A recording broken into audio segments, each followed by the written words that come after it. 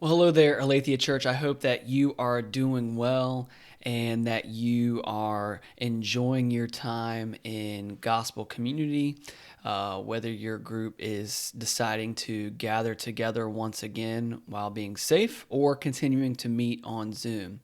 I want to bring you a recap of what we talked about this past Sunday in our message that was entitled Empowered to Choose Mission over Tradition. And I talked about how a lot of what we were going to see during our sermon this past Sunday was going to be a continuation and understanding of what Pastor Theo had taught us the week before. And so last week, Pastor Theo did a great job of talking about how there was a beautiful way to reconcile there in Acts chapter 15. But the thing that I wanted to notice about Acts chapter 15 is how the church really gets bogged down in some particular issues, and how the church in Jerusalem was bogged down over rules and tradition, and specifically circumcision, and what role that would play in the lives of new Gentile believers. And so what we see here is, as Paul and Barnabas arrive in Jerusalem, they share the beauty of what God has done in their missionary journeys, and yet we see an immediate objection that a certain group of Pharisees in Jerusalem believe that the Gentiles need to be circumcised in order to truly be followers of Jesus.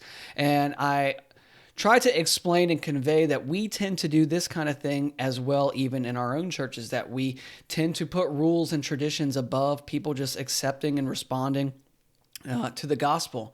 Now, there's this beautiful moment of clarity as James stands up and declares that we should not try to bind up the Gentiles, but allow them to come to God. And he just asks and lists three things that these Gentile believers should observe in order to try to create unity and fellowship within the churches. But one of the things I mentioned, I shared with you guys three things that Andy Stanley had shared about things that churches tend to do that cause them to drift from mission-focused churches to really, in reality, to being churches that are inwardly focused. And the first one is that they drift from a passion to witness to pacifying their own members. The second thing they do is they drift from being grace-based in their view and teaching to being law-based in their views and their teaching. And the last thing that churches tend to do that struggle with this is they drift from internal transformation to external conformity, meaning they focus instead on things that we can see people doing instead of wanting people's hearts to be changed and love God. And so the question I asked and I posed to us on Sunday is, what will we choose? Will we fight for mission, or will we get bogged down in our preferences and our traditions? The church at Jerusalem chose the mission of the gospel and the command that Jesus had given them in Acts 1:8.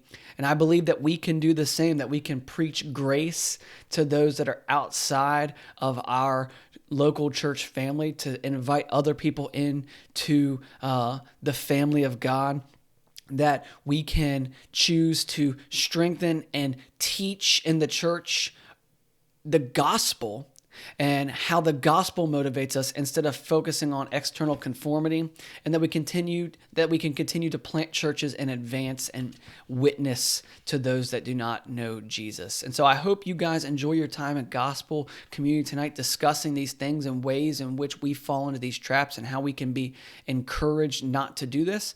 And I also hope that you will ask God how you might be able to lay down your own preferences and tradition for the sake of witnessing to others. I love you guys. I'm praying for you. Go and be the church.